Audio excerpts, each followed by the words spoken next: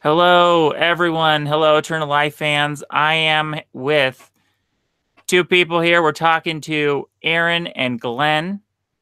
Um, and we're going to be talking about like religion and everything like that and anything they want to talk about. So they just kind of approached me on Facebook and wanted to have a conversation, and I'm into that. So let's talk about stuff.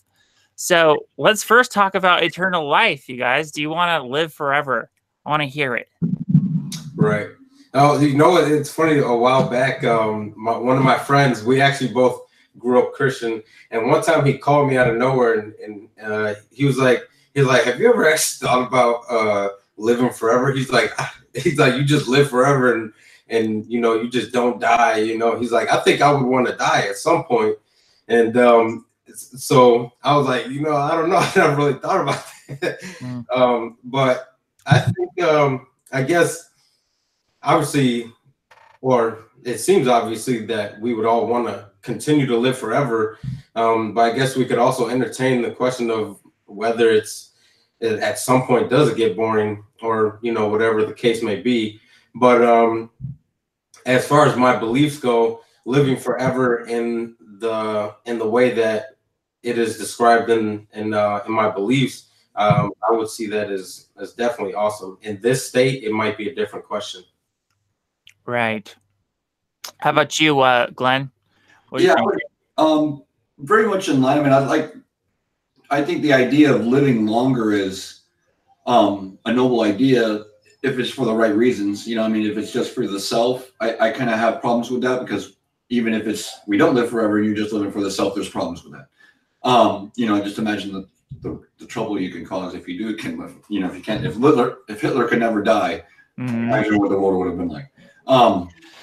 But so getting back to the point of, difference between the spiritual living forever and the physical living forever, I think that's what it really boils down to. When it's spiritual, it's not for you at all. You're living with God. It's all about that realm of existence. It's a very, very different kind of level of existence that we have now.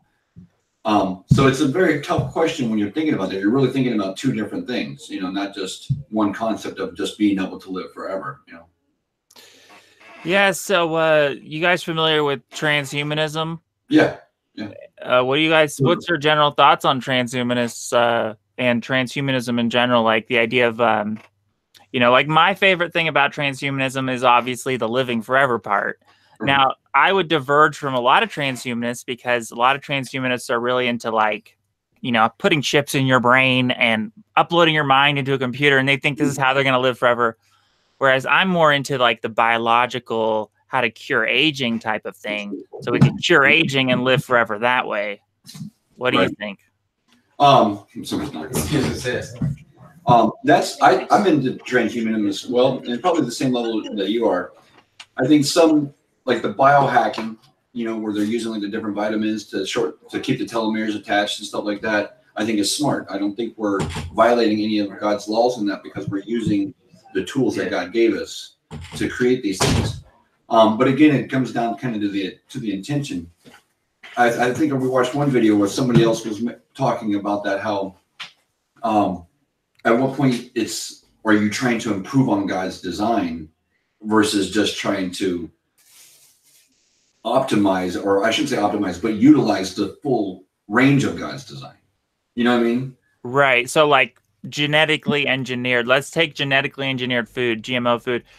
That to me is like maybe crossing a line where it's like, what are you doing? Like this could be crossing the line. And then they're going to be doing gene engineered babies of humans. Right. So they're going to genetically engineer human beings. Like this might be too far. Right. Right. So even I'm skeptical of my own movement, that I consider myself a transhumanist, but like I'm totally skeptical of a lot of the stuff they're doing and their strategies for living forever.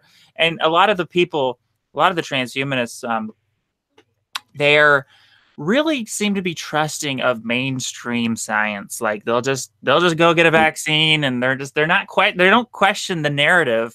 And I'm more of like this conspiracy person, I guess you could call me. I'm like questioning, I don't know if I should take these vaccines and get this GMO food. And some people would probably call me like a Luddite, which is like the transhumanist way of kind of putting someone down as being this like anti-technology. But I'm not anti-technology. I just don't want to be a guinea pig, you know? Right, yeah. There's a limit. My thoughts on that is, I mean, I guess I'm still considering the fact that the universe is it seems to be already doomed to destruction at some point.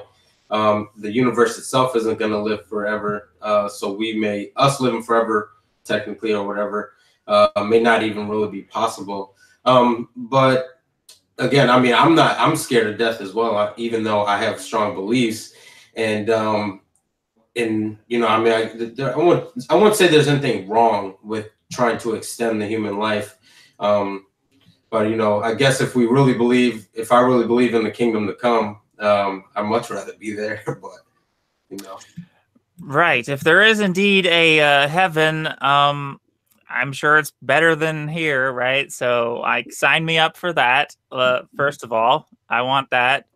Which is that's a whole nother point. Like, I've actually heard, and I'm sure you guys have heard this too.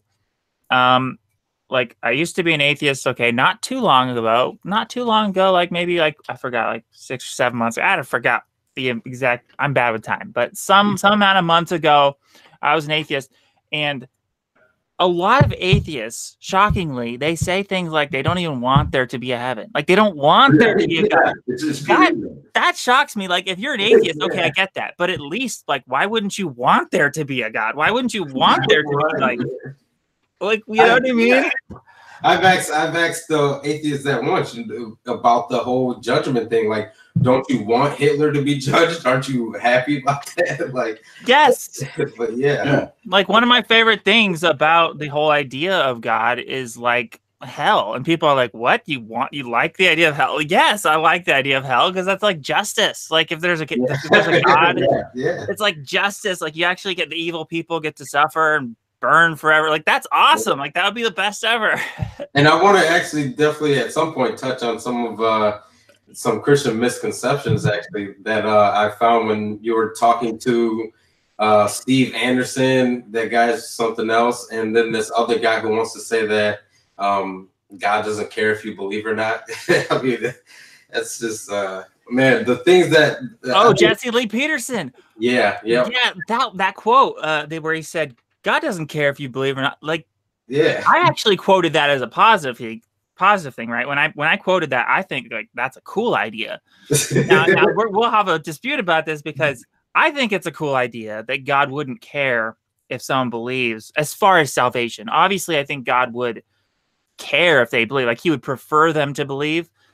But to me, if God is just, he wouldn't make the believing, the matter of having faith, a salvational issue. If there's a salvation, I don't think God would make it depend and hinge upon someone's faith, because I don't think someone's faith or belief is a choice. And that was always a conflict in my brain when I was an atheist, and it's still a conflict. I'm like, people don't choose what they believe. So if people don't choose what they believe, why would a just and fair God save people or damn people based upon their beliefs when beliefs aren't a choice? It would be like, judging people for like things completely outside of their control. Right. You know what I mean? Like, it doesn't make sense to me. I think people do actually kind of do pick what they believe.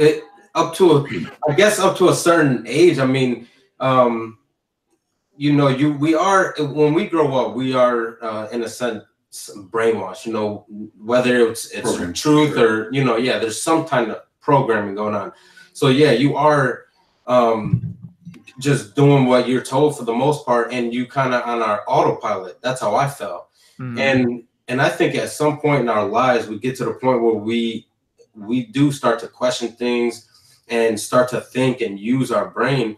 And when I think it's up to us to start to seek out the truth and to sift out the garbage, because we know that it's there.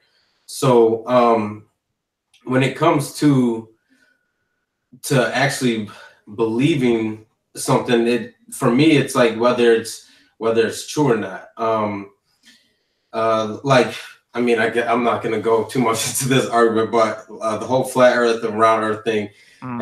If if the science proves it to be true, then you either just accept the truth or you don't, and that's what it is. Even thing with the veganism, and that, oh yeah, there we go. It's a huge. I think our diet is proof that we will just deny things or just like not do things, ignore evidence, because vegan, like it's proven that meat and animal products will harm our bodies. Now, it's not to say that we cannot tolerate a certain amount, but for the most part, you cannot eat meat every day, especially if you already have a condition like diabetes. If you have heart disease, we can prove that you should not be eating meat, and the best thing for you is a plant-based diet. But people, even with the evidence, they won't do it, and I think that it might be some laziness, some pride, and that's why when I speak to atheists, and in my opinion, prove to them that there has to be a creator, that they'll still say, even if there was, I won't worship him anyway, because essentially it's your pride that holds you back from accepting truth. Okay, so you think belief is a choice. So you think atheists are willfully deciding not to believe? Yes, for the most part. They cherry pick evidence. They'll say, okay, somebody, like you see this all the time when a Christian debater and an atheist debater come together. The Christian debater brings up stuff as to make a case, but the atheist won't accept that evidence. They're saying, no, that's not true. And sometimes it's because they're bringing up a very flimsy point or something. That's very true. But when you look at things that are very technical, like the order of the universe, math, things like these, things that all have a point to a divine intelligence or some kind of, creator, regardless of what, that creator looks like or who that creator is, there's still a lot of evidence that tells us there's some intelligence behind this universe here. So to just deny that possibility. And but what if like atheists, like this is like, because I have personal experience with this. Were you guys ever an atheist? No. I was agnostic, and I wouldn't say I was ever flat out atheist. I kind of always had the feeling when I was a kid that something was out there, but I wandered all over the place, looked into witchcraft, looked into different religions, looked into, trying to find truth. And never really found it until I was in my 20s. So like when I was an atheist, for instance, I felt genuinely convinced that there was no God. I didn't feel like I was rejecting the truth or denying the truth or trying to like hide from it. I felt genuinely convinced that there was no God. And one day over a course of whatever time span, it changed. But it changed to me to be convinced that there was a God. But when I was an atheist, like I felt like, okay, I'm not like I just wasn't convinced. So I think the convincing, I don't think someone chooses what they're convinced is true or not. Like they don't choose what they're convinced is true. You get what I'm saying? Like, because some person's brain might interpret the evidence as not being valid evidence or not being good enough evidence. Like that's what it was for me as an atheist. I was like, oh, the evidence is not evidence. Like even to me, even still, and this might shock you guys, like I don't feel like there's like the evidence. I don't feel like it's proof of God. Like even the world, as orderly as it is and amazing as it is, I still have that atheist remnant in my brain, I guess, that can rationalize how this amazing orderly universe maybe possibly could have evolved from, pond scum and like over billions of years. Like I'm so, because I've been there in that mindset, and I can get that. But let's say to that point right there, which would take more faith, if you will, to believe that creator, intelligent design, or the other proposal? Well, I don't know if it's a matter of like faith. It's a matter of what someone is convinced is true. Like you don't think someone could be genuinely convinced that the Big Bang is a valid theory and like just boom, just the Big Bang created a bacteria, and that bacteria and the pond scum eventually just evolved over billions of years. Like, I know it's like kind of far-fetched, but to them, the atheists, that the idea of God is like just as far-fetched, because it's like, well, who created God? How did God get there? And then, like, if we can't explain how God got there, you know, how, it's like, did God evolve from a bacteria or whatever? Like, you know, like, because we can't explain how God got there, that's so it's like, it's hard for them to, like, understand why there's a God if they can explain it through the Big Bang. You know what I'm saying? Well, I mean, it's, let me see. So I'm obviously a very bad apologist for my own thinking that there's a God. I can't even, like, really, I can't, that's why I can't, like, proselytize it. Like, okay, you have to believe this, because I don't even know. Yeah, some are like for sure that there's a God. Like, I'm still totally agnostic about it. Like, it's possible I'm wrong, which scares me, and it's awful to think that there's not a God, but it's like possible, which drives me to be this transhumanist that's trying to literally just live forever physically without the aid of a God, because, like, I'm hoping there's a God that's going to help me live forever, but there might not be. And that's like that skeptical thing in my brain that's still going. Right. I think it comes down to, like what Aaron said a little while ago. It's more or less a pride issue. And I don't mean to say, like, pride is something that could be there whether we're aware of it or not. It's not always that boisterous type of pride where, you know, people are thumping their chests and all that kind of stuff. You know what I mean? Sometimes it's just like logical fallacies are a great example of it. Mm-hmm. If you look at logical fallacies, they're almost always there because ego is present. Ego is getting in the way. That pride is getting in the way, and people aren't. They lie to themselves. They trick themselves into thinking things or not accepting things. You know, I mean, scientists do it all the time. Lawrence Krauss, one of my favorite, as far as his accomplishments goes, as the scientist Lawrence Krauss, he uses logical fallacies all the time when he's arguing with Christians. You know, I mean, he strawmans almost everything. That whole stupid spaghetti monster thing that people use, that's like the dumbest strawman argument, but it's like people use that as a real argument, you know, and that's the kind of stuff like so getting back to your question, like how you came to the understanding, you are different. So you're kind of like not the model atheist, you know, per se. Right. You're more open to it. You're willing to explore this level of understanding, where other people, because of the pride, they don't want to at all. And you yourself seem to work on being a humble individual. You know, like you follow these tenets and stuff like that are prescribed in different religious texts. Not just, I mean, maybe you get into Hinduism and stuff like that as well. I don't know, but you know, it kind of seems you have that type of Zen vibe. But, you know what? So I don't get into Hinduism at all. I don't like it at all. I don't like Buddhism and all those Middle Eastern religions. They make me sick. They're like the worst. Well, but you know what's unhumble is when I see anyone say that, like the atheists say that they know for sure there is no God. You know, like I can sympathize with those people who are like, okay, they're agnostic atheists, which is what I was, which is like, okay, they don't believe, but they don't claim to know for sure that there isn't. And it's just those atheists that are like, I know for sure that there isn't a God. Like, there actually are some of those out there. They're rare. They're rare. Most atheists are reasonable enough to say they don't know, but you will find those ones that say they know for sure. And it's like, what? Oh yeah. Yeah. And it's funny too, the mainstream atheist, and I'm not talking about like the professional atheists going out there debating people and stuff like that, but the mainstream atheists are people that don't even understand the science behind creation as atheists see it. You know what I mean? They're just going off of the dogma that there is no God.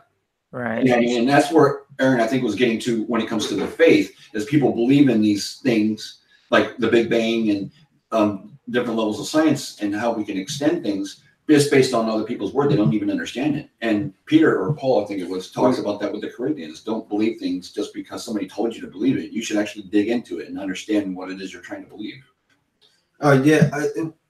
When I was making the comparison, I was trying to see if I can have a method of finding a way of, like, I like to think of it as what's most probable. I'm not a Christian that says that the Bible is 100% perfect, because for one, I can't prove that, and for two, it's it's a book that's been written in over history. So, again, it's definitely not a book that came out of the sky. So it could have mistakes here or there, but there's definitely the more, and I doubted the Bible, and I doubted even reading it. I picked it up a couple times, 2, maybe 3 times, and I would like just put it down, part of what it was saying in it. And then later on, I was when I was talking with a Muslim friend, he was challenging my faith, and I was looking into the textual criticism of it, and then I started to doubt whether I could even trust the New Testament.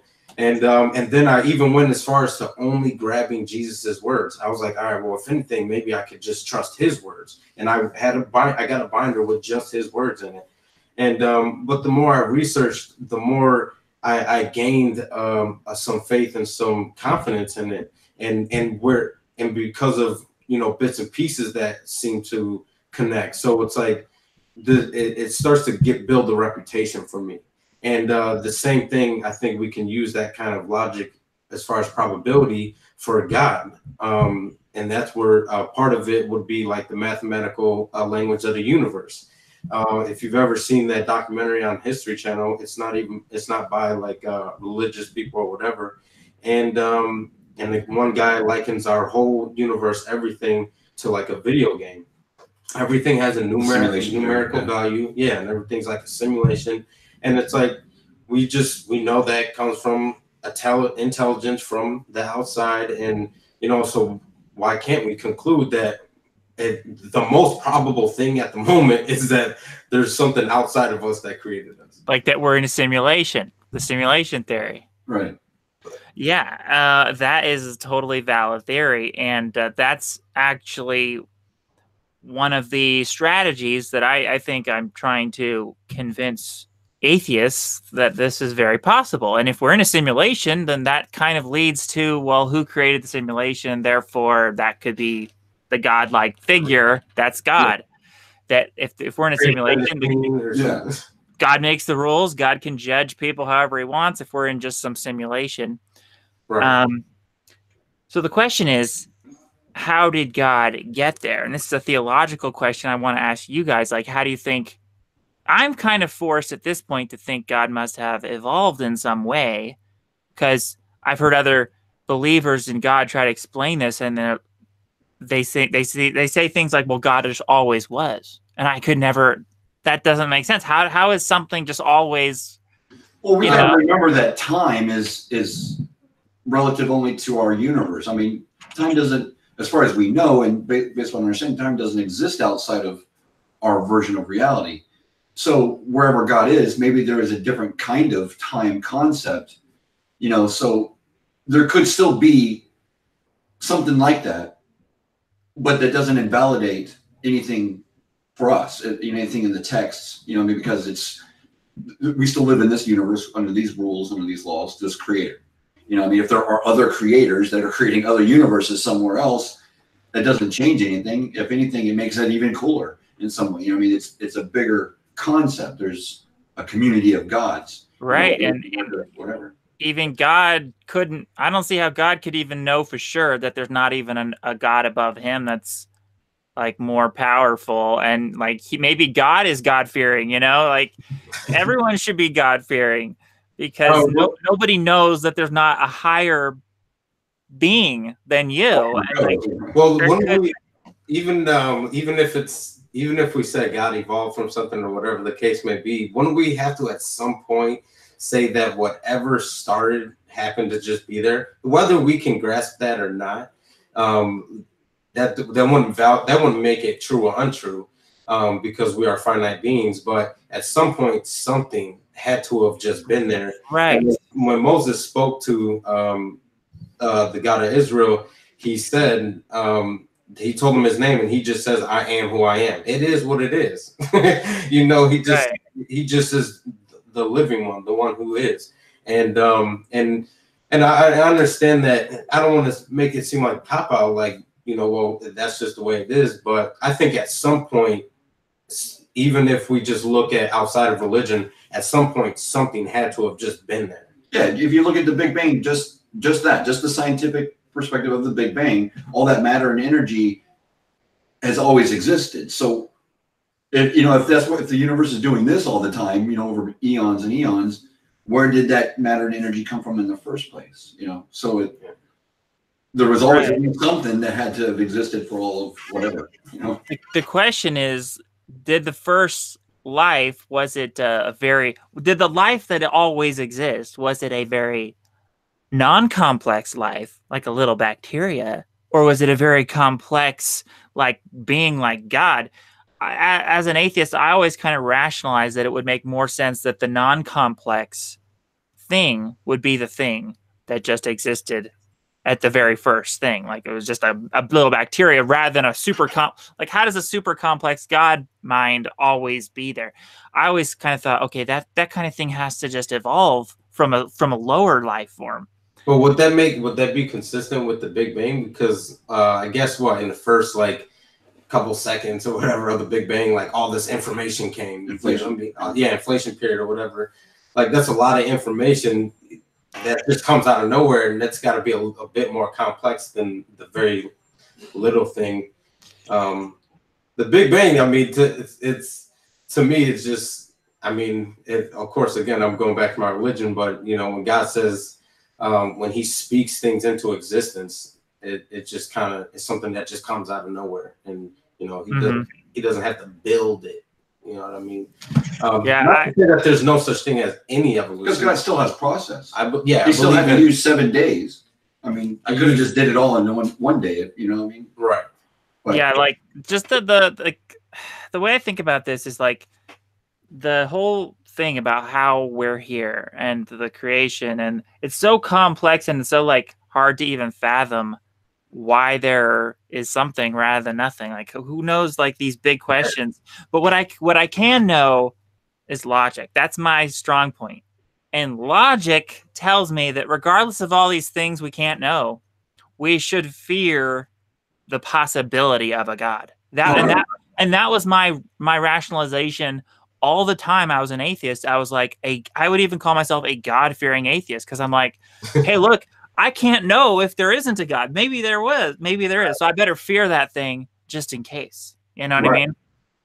And this is what I'm still trying to tell people. Like, look, it's not about whether there's a God or not and everything. None of us know for sure. So why not just be careful and live like there's a God, like then the next thing becomes, well, what are the rules of God? And I'm like, okay, this is where it's like, well, what are the rules? Are any of these holy books inspired? Or do we just have to guess the rules because we don't know which of the holy books are inspired or which of them are corrupted or whatever? So I'm literally just trying to, at this point, use logic to try to guess what the rules of God are. You think that there's a way? That's what I'm trying to do. I hear you for sure. And I wonder, do you think that there's a way to logically hash out religions to actually compare? At least, obviously there's so many religions, but for me, I try to use the standard of population, although numbers don't necessarily matter, but they do have some sort of weight, and the longevity of it, how long it's been around, and the momentum it's gotten. So if we take that into account and compare to the top contenders, can we come to a conclusion as to what may be more probable? That's what I wonder. Like, what's more probable as far as, wait, I didn't quite get that. What's more probable? What do we compare? If I compared the Bible being more likely to be true than the Quran, you know what I mean? Can I prove why the Quran is actually not as credible in comparison to the Bible, and likewise maybe Hinduism, and Right. I think that there is probably a way to determine which is more likely to be more accurate. I think with these things, I go a lot on my intuition about things, because it's like there are things I can't even calculate how I'm calculating it. I don't know, but I feel more drawn to the Bible, for instance, way more than the Quran. The Quran just screams out it. Maybe it's just because all the stuff I've seen, and I'm my intuition tells me the Quran is completely just wrong and crap, and all these other stupid religions. And Yeah, Christianity definitely strikes me as like way more true than these other ones. As far as whether it's corrupted or I don't know how we can. Yeah, we could discuss all that. That's awesome. Yeah, so I mean, at least the only thing when I first was like, when I first was doubting, I doubted, religion. I actually never doubted God. I kind of, I don't know. For me, I always felt like there was a God, and I'm like, man, I even like, I guess you could say I tried, but to me, I kind of tried, and I was just like, I don't know, I just can't do it. But religion, I'm like, I can understand why we're confused about religion. So what I did was I prayed, and I prayed to whoever was out there. I don't care what it was, or whatever it is. I just want the truth and to seek the truth and whatever. And I accept the truth for what it is. And so the more I studied, it took years. I still was getting into some conversations with my Muslim friend, and for the most part, I'm just, when he would say something, I would repeat rhetoric, just kind of what I learned. But I was still doubting. I was still researching and going to a couple of different pastors, asking questions, and then so when I started to compare like religions, I would I did that whole standard as far as the longevity and the popularity, and so what I kind of rationalized, I compared, the Judaism or the Old Testament is the same as the New Testament. If we feel that's different, I can prove otherwise, but for now, that's what I was seeing. And then the Quran, I would compare it to the Quran, and I just see the inconsistencies with the Quran, and just the birth of it. Muhammad was praying in a cave, and he was being, it said he was being grabbed on his throat, and to the point to where he was going to die 3 times until he recited, and he thought he was demon possessed. That's sketchy. And then the only thing I didn't really look too much into was Confucianism, so I'm not too aware with that. I could still look into that. But Hinduism, or those kind of things, it's like, for me, Hinduism would still allow you to follow Jesus. So I was like, okay, well, that just kind of allows you to do whatever. You just kind of be a good person to your best of your ability. So it didn't really have no bearing. And then part of the reason why I think Christianity makes more sense than a religion that just tells you believe, or otherwise you're going to die or go to hell, is because we all have a sinful nature. We're all imperfect. We all fall short of the glory of God. And therefore, we need to be saved. We need to either pay for our sins, or again, Christ dies for our sins. So lost my train of thought. So basically, we are not, the reason why it's not just a belief thing, it's the fact that you already have fallen short. You've already broken the law, and Christ fixed that for you. So that's why you believe. And it's not just either you believe or die. Either you believe and take on the gift, or you get punished for your sins for what you did. And I don't believe that hell is forever. You will get punished for your sins, and then you'll be destroyed in the lake of fire, and you'll cease to exist. So your version of this salvation, we'll call it, for everyone out there, we'll call it the hypothetical salvation, because I mean, for me, like, I don't know that any of this stuff is actually true, but like, I'm crossing my fingers that there's some kind of help from a God that's going to save us. But your version of this salvation is based upon what the person believes, correct? Like, you have to believe the right thing in order to merit this type of salvation. Whereas me, I'm like thinking, no, if there's this salvation, it's got to be actions only. It's got to be a works only based salvation, where, like, because that's, to me, that's like the only thing that's like fair, is that God, if there's a God, God would judge you by your works. Right. Because like, I'm still hung up on this whole belief thing not being a choice. And this comes up so many times in my videos, because like, I'm having to refute these people who are like, preaching a belief-based salvation that I can't register in my mind as fair and just, because I'm thinking, well, no, beliefs, we don't choose what we believe.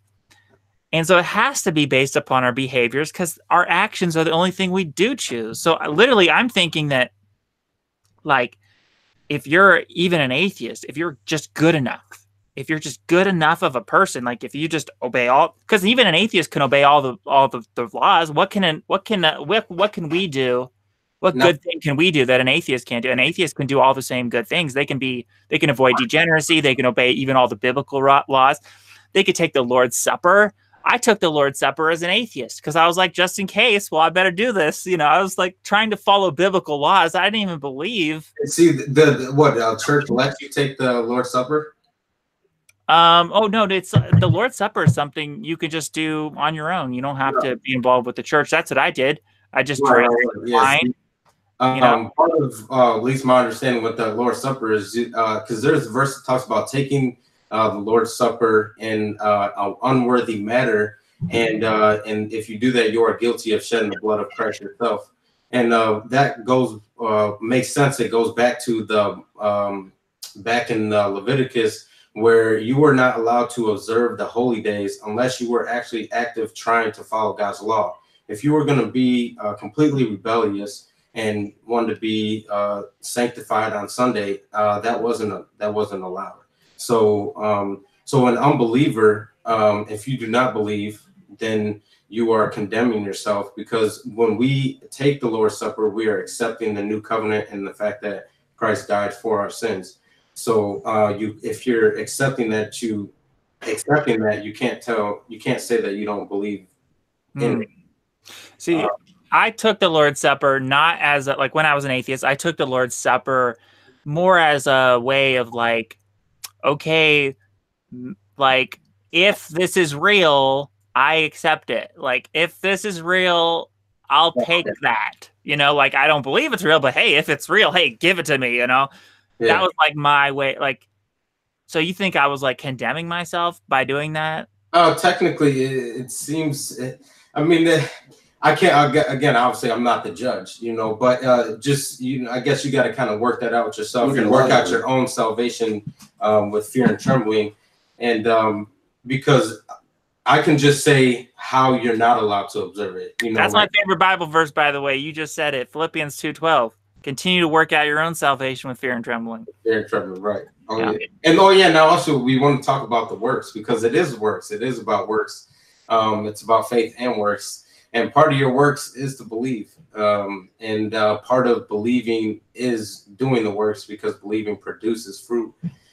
So I definitely want to just, that mainstream Christianity that tries to push off, you just got to believe. And they think that just because somebody came to church one day and accepted Christ and believe that now they're saved and they're good, you can lose your salvation.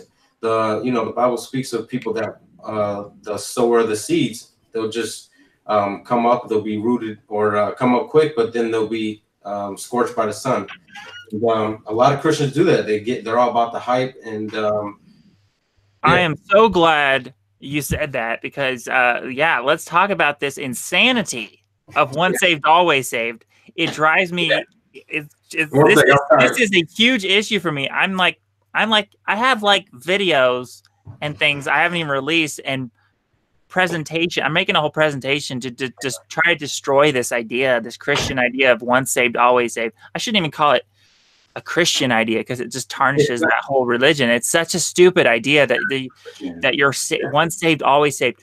And then these people who think they're once saved, always saved, and they go around acting like they're God-fearing people.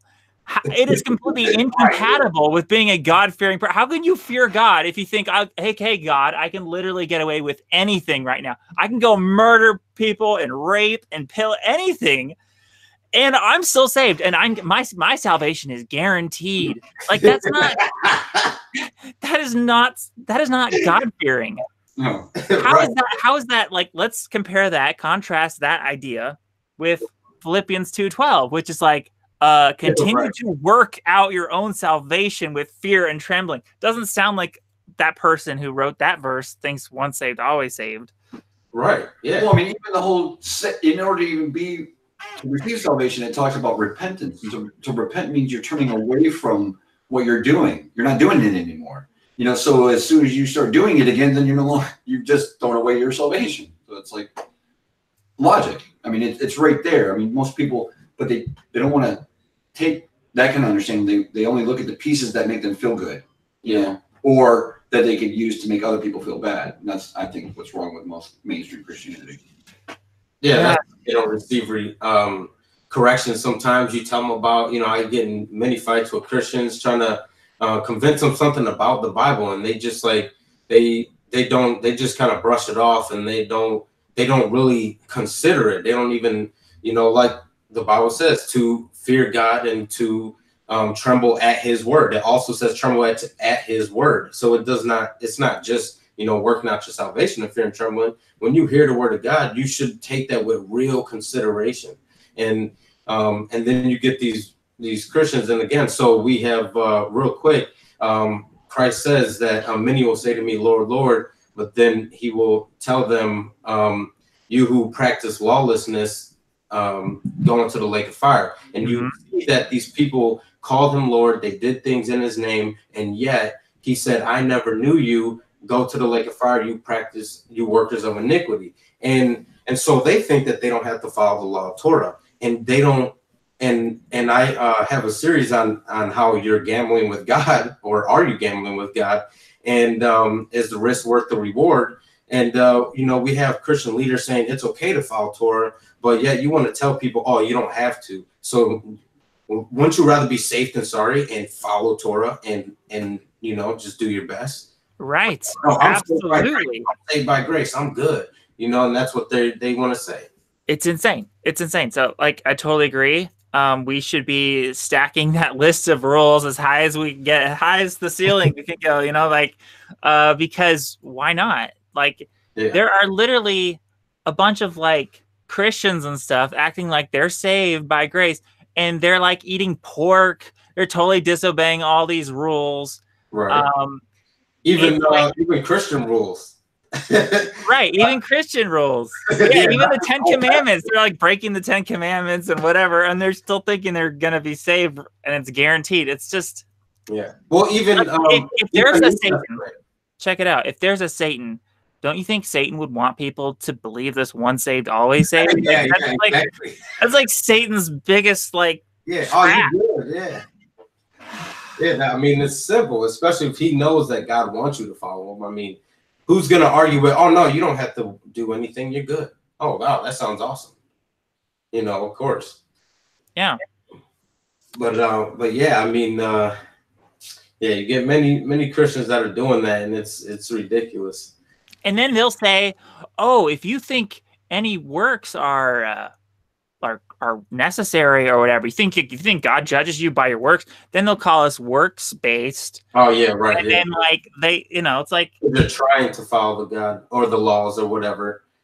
And you know how I refute that? I say, just because I happen to believe that God judges us by our works, it's still God's choice whether like even if we're as good as we can possibly be, it's still God that chooses who gets saved or not, and who gets, you know, the benefits. So it's like it's not taking the control out of God's hands. It's like God's still the person. It's not like we're saving ourselves. Right. You know, that's what they'll say. Oh, you think you're gonna try to save yourself? No, it's still like hoping that God saves us.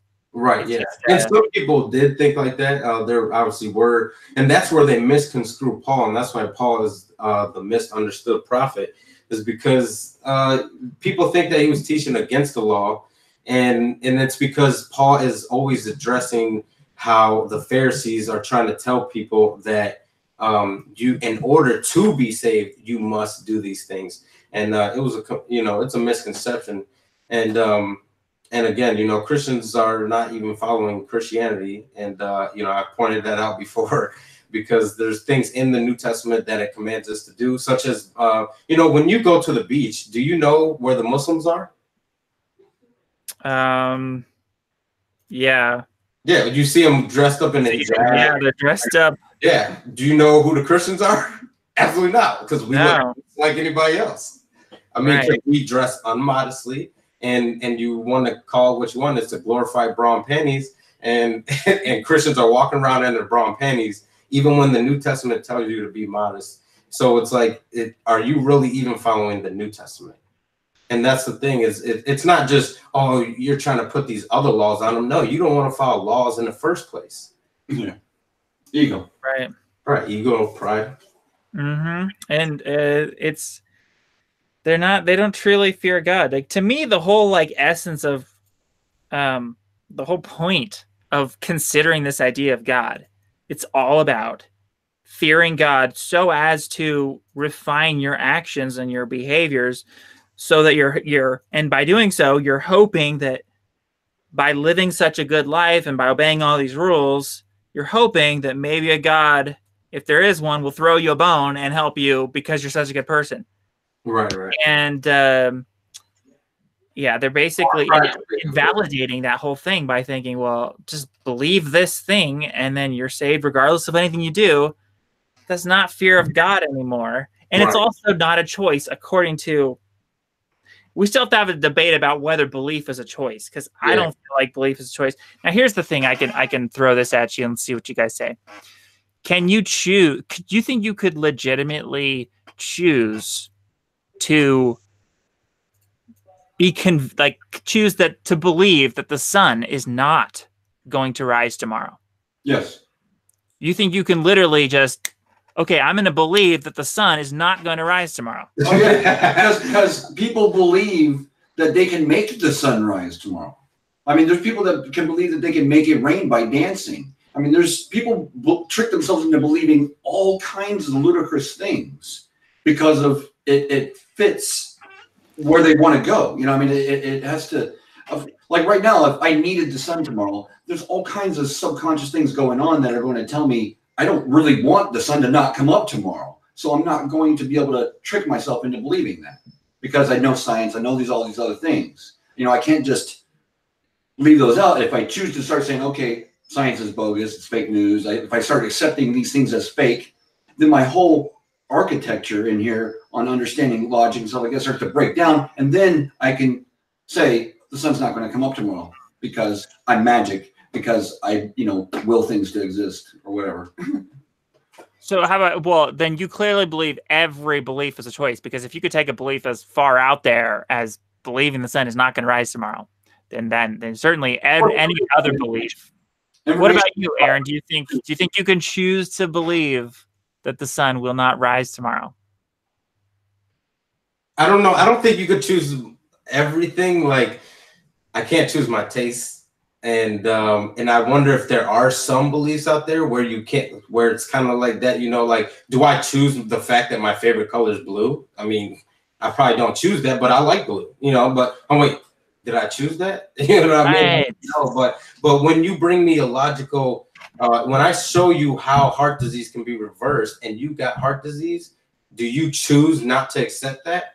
I think so. And I think some things are like that. Yeah, it's a progression. The choice is just like how you said where you started believing in God. You couldn't point to any specific time period. You just kind of came to this belief. And that's, I think, what it is you can't. When it comes to making a choice, it's the same thing as like choosing to be happy. Dealing with depression. I've dealt with depression since I was 8 years old. So like it's been a long way from ADHD, blah blah blah. I won't get into it, but. I always was of the same mind. This is just how my brain's working. I'm not choosing to be pessimistic or choosing to be sad. It's just there. And I wouldn't accept that positivity and stuff like that, the happiness was a choice. And so, but once I started saying, okay, let's play with that idea. Happiness is a choice. I want to be happy. I'm not happy right now. I want to be happy. I started taking steps, and slowly more and more and more, that became a reality where now when I start to feel sad, I just say, wait a second, something's up. I want to go the other direction, and I go the other direction. And it's the same thing with how you came to your understanding. You still wanted to believe, so you kept looking for answers and more answers and more answers. And eventually at some point you found yourself believing. Yeah, I did. And I made a whole video about this. I started to go through the motions. I thought, because the last thing, so I was doing this whole thing, like, trying to live the best life possible. But then I'm like, well, what if what if, for some weird, strange reason, it doesn't make sense, but what if God would judge me based upon my lack of belief? Like, what if God would care about that, and I would be like, that would be an issue. So I wanted to believe, and so I started to go through the motions, and like I started to read the Bible, and I started to pray. Praying was a big thing, just praying to the God, like, you know, try to reveal yourself to me and all this stuff. And it did seemingly work. So I don't know that it's a guarantee, though. Like, there might be people who, regardless of anything they do, they can't believe. Like, they're incapable of believing, and it's something in their brain that's making it so that they can't believe. You know. I mean, if there really is such a thing, I don't believe the God of the Bible would judge them. I think he would judge them accordingly. Again, unlike Steve Anderson, God will not burn you forever, because that is not just, as you said. That does not make sense, and and the Bible does not teach that. And you know, again, no matter what you did, at some point your punishment has to stop. And God, for one, he wants the wicked to come. He tells the wicked to turn back, and so that you may not die. So he is a God of mercy. So if you are a God of mercy, you're at some point you're just, so you gotta give them what they deserve, and then you show mercy and destroy them. And that might not sound merciful, but it is, because you're not suffering. Because you only suffer for what you've done. And I kind of like the idea of eternal hell. It's like extra fear of God, you know. I want people to be really afraid, and like eternal hell is like as scary as it gets for people. Yeah, because if you say you just get destroyed, they're like, "Oh, good, then I'm good, right?" You know. Exactly. Yeah. Well, you still suffer. I mean, in accordance to the level of your sin. I mean, Hitler's probably going to be burning in the fire for a while, you know, compared to some, you know, dude that stole a bunch of candy all his life, you know. It'll probably feel like forever. I mean, if they think they're getting away with it because, like, at some point I'll be destroyed. I mean, I still think that in the midst of your suffering, there'll be you're gonna feel it. You will be completely conscious of that, and you know, I mean, you only need to suffer so much. Oh, let me jump in. Getting back to the one point, like how we don't choose our belief system. The Bible actually does kind of cover that a little bit. If you look at Abraham, I think it was Abraham or Noah, who was the son of the pagan idol? Yeah, Abraham. Back then, there was no one true God. Everybody worshipped tons of other gods. But because Abraham was curious, he was like, there's something more here. He started seeking the one true God. Then the one true God revealed himself. You know what I mean? So it takes that desire to want to find God. If you never have that desire because you don't think you need it, or because you think you're good enough, or because of whatever, then you're never going to make that connection. You're never going to find God until it's too late. You know? And your fear. I mean, the fear of God is the beginning of wisdom. Yep. And the fear is not just a respecting. It's, when you look it up in Hebrew, it is a trembling. It is a sense of insecurity, you know, in the way you, and that, yeah, there you go. That's why, in my opinion, that's why you've learned to accept God, because you are being honest, you're being open, you are fearing the possibility, and you know, and again, and I think God respects that, and you will, he continues to draw you closer. Right. And let's say like, you don't think God would disagree with me trying to live forever physically with technology and curing aging, right? You don't think there's nothing say that's I wouldn't say it's a sin. It's not. I'm of course I can't say 100%, but to him he'll be like, it's not going to happen, but you'll live forever, and you see the heaven, and I don't know if you have this understanding of heaven, that it's just this place you go to and that's all lovey-dovey. I think heaven's just physical, like it's here. Like, I think literally that if you die, that you failed. Oh, okay. So you're saying this universe, this. Yeah, I don't believe in a spiritual heaven or nothing like that. Just maybe you've never heard how the Bible describes a heaven. it's a renewed earth and a renewed, heavens as far as the stars in the universe. And basically, so we'll live in the same thing, but a perfect state. So that way our bodies don't decay, and there is no more harm. There is no more, basically it's like, it's the way life should have been from the very beginning when he put Adam and Eve there. We were meant to live here forever. We were meant to subdue the earth and enjoy it and enjoy God's presence. And it's all going back to that, in my opinion. Yeah, that's so you have to be good enough. That's basically what it boils down to, right? You got to be good enough. And I guess you guys would say our biggest disagreement is you guys would say it requires faith also. So you guys are faith plus works, correct? I am works only on both regards, regarding the salvation of a God, that God might save us, but also regarding, obviously, we need to try to save ourselves. Like I'm saying, like we should try to save ourselves because we don't even know that there is a God. Would you agree with that as well? Well, I think it's only a problem if you're doing it to put off salvation. Like if you're trying to live forever because you don't want to face judgment of whether or not there is a God, then that's wrong. Yeah, because you're trying to avoid. You know what I mean? Yeah, I'm doing it like as to cover all my bases. I'm literally trying to like cover all my bases. So like I'm trying to prepare, obviously, for a God in case there's a God that's judgmental and would judge me by my behaviors. Of course, I'm also trying to prepare for the scenario that maybe I'm wrong. Like maybe I got this whole God thing completely wrong and there is no God to save me. I better save myself. I better have like all my bases covered. This is kind of my eternal life strategy. It's like, right. I don't want to die. I don't want to cease to exist. Like it sucks. So to your thing with the works, and when we can talk about more why we can have faith, it takes faith and faith is not something that is just like blind. Faith is still something it's built upon evidence. It's still built upon something. It's just obviously you're not going to have the whole picture. But to your works scenario, that if it was just about works, if no matter how good of a person that I am, if I mess up and I break the law and I'm caught for that law, my good works will never. I cannot tell that doesn't get considered when I'm being judged by the judge. And so I would still, if you want to be judged by your works, because part of that thing is that no matter what, you're going to mess up. So if you want to be judged by your works, you'll be judged by your works, and you're going to pay the penalty, basically, because we all mess up. So just because we're being good, my good deeds don't outweigh my bad deeds, like Islam says.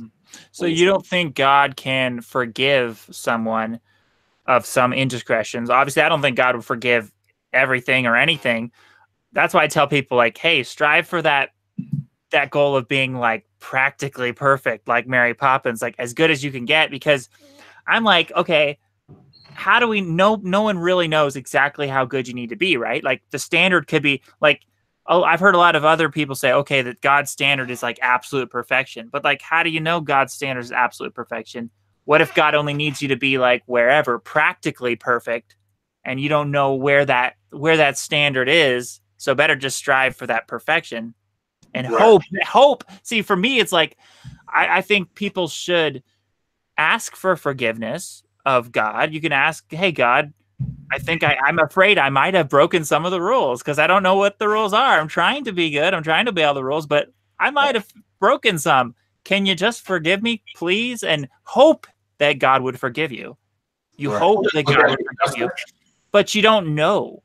Like, you cross your fingers and like, God, I just asked for forgiveness in case I broke some of the rules. I'm hoping you're going to forgive me. It's not this like sure thing, because if it's the sure thing, if you think, okay, I just prayed for forgiveness, now I'm good, I'm covered, then that's the whole, that leads you back to the once saved, always saved thing. It's not fearful anymore. You're always in this state of not knowing where you really stand, not knowing if you're truly good enough, if you measure up to God's standard or not. That's the way I see it. What do you guys think?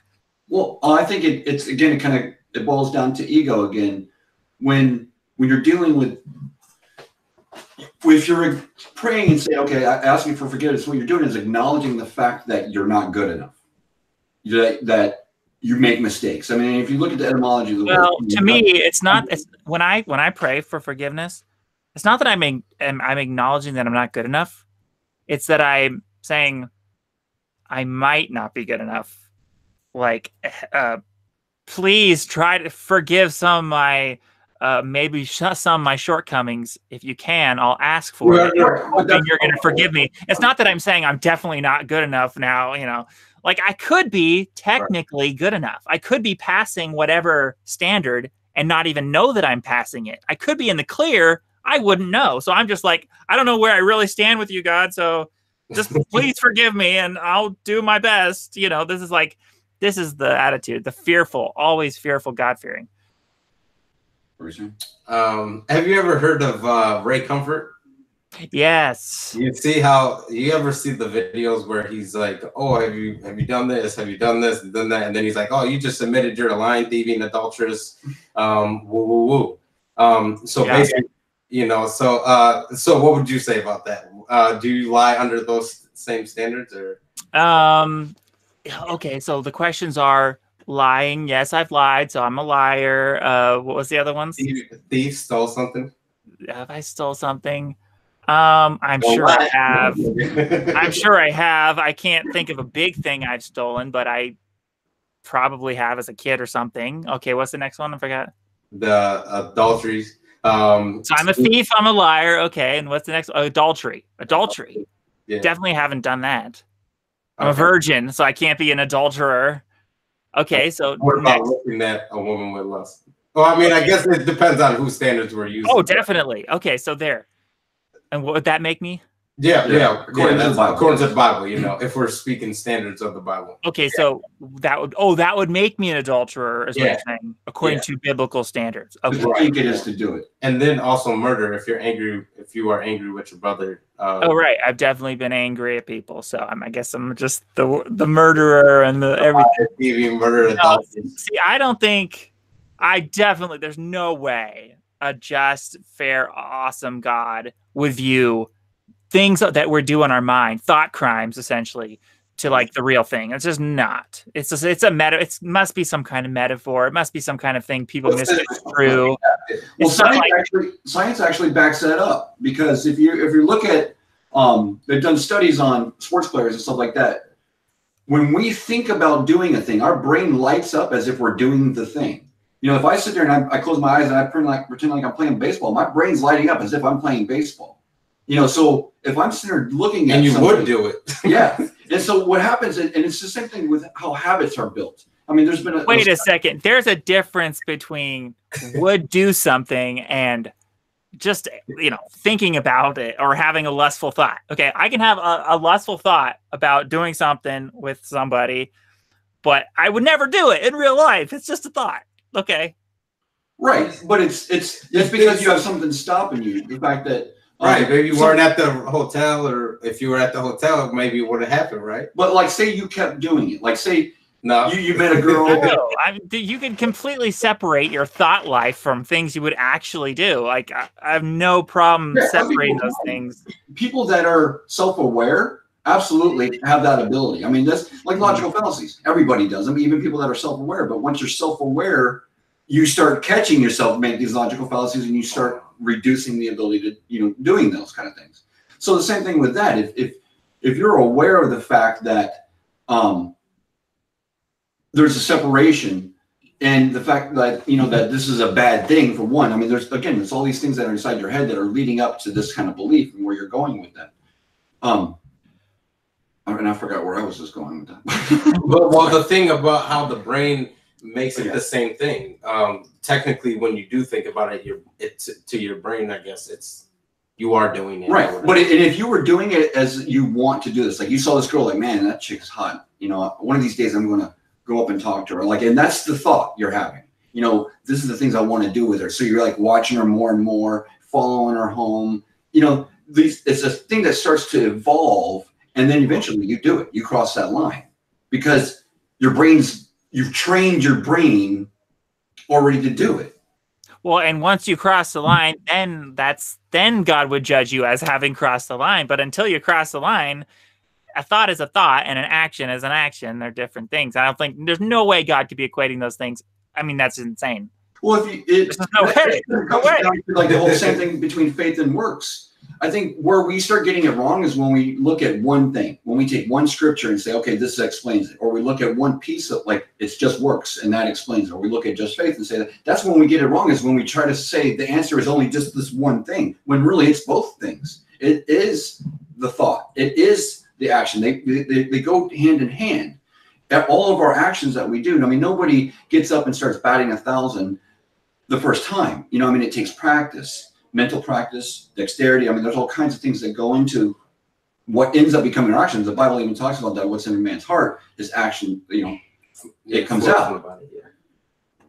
All right, here's a cool, interesting question. I've asked this question to a lot of people. I used to ask this question to people when I was a Christian before I became an atheist. I asked this question, the same question, to people when I was an atheist. I would ask this to Christians and stuff. But the question is, do you know that you're going to get eternal life? Right now, if I'd ask you, do you know you're going to get eternal life? What would you say? I would say, I can't say that I know that. I believe it, but I can't say that I know it. Right. Logically, if I look at... Nothing's 100%. Yeah. That's awesome. See, that to me, that is awesome, because you'd be like, maybe you wouldn't be surprised, but a lot of Christians would say, no, they know they're saved. And like, what the heck? How would you ever know? Their beliefs can change. Huh? That's why none of their beliefs can change, because they're just stuck right there. They know for a fact they're good, you know? Yeah, imagine how comforting that would be. What a just a giant comfort and coping mechanism to not have any fear that you're not going to live forever. I mean, they literally all know, so many of them know they're going to get eternal life. They know it. And that is like the opposite. It's like Dunning-Kruger. It's like the Dunning-Kruger syndrome. Right. You know, I mean, they know a little bit about the Bible. They know a little bit about the way the faith system works. And they think they know all of it. And they know, or they think they know enough of it to be experts. And then therefore they know that they're saved. You know? Yeah. Even and they'll still, you know what they'll tell you too? They'll still tell you about the verse that says, fight the good fight.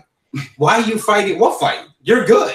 That's a good point. That's a good point. Like, what would someone like Steven Anderson say to that? Fight the good fight. He would, I mean, he thinks that if he disobeys God or whatever, he only thinks that he can face punishment in this life. He doesn't think it'll ever affect his eternal life. Yeah. So he would think fighting the good fight is to maybe gain extra rewards in the afterlife. That's fighting the good fight. So you can have extra rewards, and so you can avoid punishment in this life. But to him, I guess, because I'm just extrapolating here, he would think that verse means nothing about your salvation. Right, yeah. Because it couldn't. Because for him, it's once saved, always saved. So fighting the good fight completely detached. It's completely detached from salvation, according to him. It has to be. The easy fight. I believe, Nice. That was easy. One punch combo. Crazy. Oh yeah. Yeah, it's amazing. So do you guys both try to follow all the biblical laws, like in the Torah and everything, like all of them? You follow what applies to you and the common man. Like when somebody's like, oh, well, why don't you sacrifice a lamb? Well, for one, we don't know who the Levites are. We don't have a temple in Jerusalem. You have to go to Jerusalem to do it. And you're not going to be the one to do it because a Levite has to do it. So there's stipulations, and there's always been a time period where the Israelites were not able to observe all of Torah. All right, so let's test my knowledge of the biblical Torah laws, and let's see. Or I don't know if all these are in the Torah or whatever, but I'm pretty sure there's all like pretty important laws in the Bible that God has set. Like he doesn't want people talking to the dead, right? So you guys don't do that. Nothing like that. No divinations. No witchcraft. I've tried before, but I would not do it again. You guys you don't eat pork. No, I don't. I'm a vegan. I occasionally do. Oh yeah, I want to talk about some vegan stuff. You guys take the Lord's Supper? Oh yeah, the Passover. Yeah, I will. Do you drink real wine as opposed to just grape juice? Because a lot of people just drink grape juice, and right. that's not real wine. You're supposed to drink real alcohol to make it count. Yeah, that's what they did. Yeah, so that's what I would do. But to be honest with you, let's say that to have a little bit of context, I grew up a Sunday church Christian. So, and I've recently gained more understanding in the last maybe 6 months. And this coming Passover, because I wouldn't believe that you take the Passover every Sunday or you get to choose when you take it. I'll take the Passover when Christ took it, which was during the Passover. Yes, and then I will do it correctly. Awesome. Yeah, like, wow. And yeah, so wear fringes on your t-shirt. I say even fringes on the t-shirt, you know, things that you can still observe, you know. Oh, see, I wasn't even aware of that one. So you're ahead of me as far as the laws. I don't even know that there was a fringes on the t-shirt one. Right. That's real. That's another level than me. Like I don't mix with the fabrics, right? You're not supposed to mix certain fabrics with it. I'm not even into that. So that's a whole nother level. So I need to improve. Maybe I need to stop with the mixing of the fabrics and the. Well, I'm not cooking a goat in its mother's milk, at least. There you go. So don't drink milk in the first place. So. No, and then there's the shellfish one, right? Not supposed to eat. Right. And you know what? It's actually interesting because the Christians think it's okay to eat meat. And there's actually a prophecy that talks about how Christ is going to come back and kill those who are eating meat, unclean meats. So it's funny how they think that they are not under the dietary laws, but when Christ comes back, he'll kill you for not following those laws. Wow, he'll kill you. Yeah. That makes sense. I mean, he does say eating like pork is an abomination, right? Somebody says that in the Bible, right? Like abomination. Like it's right up there with it's right up there with like butt sex, right? It's a total abomination. So it makes sense that God would kill people over that. That's why, Well, Aaron brings up a good point too. In one of his videos, he talks about whether or not Jesus was a nice guy.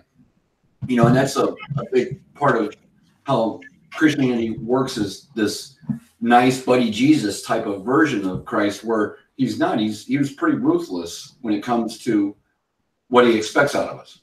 There's right what he's going to do when he comes about it.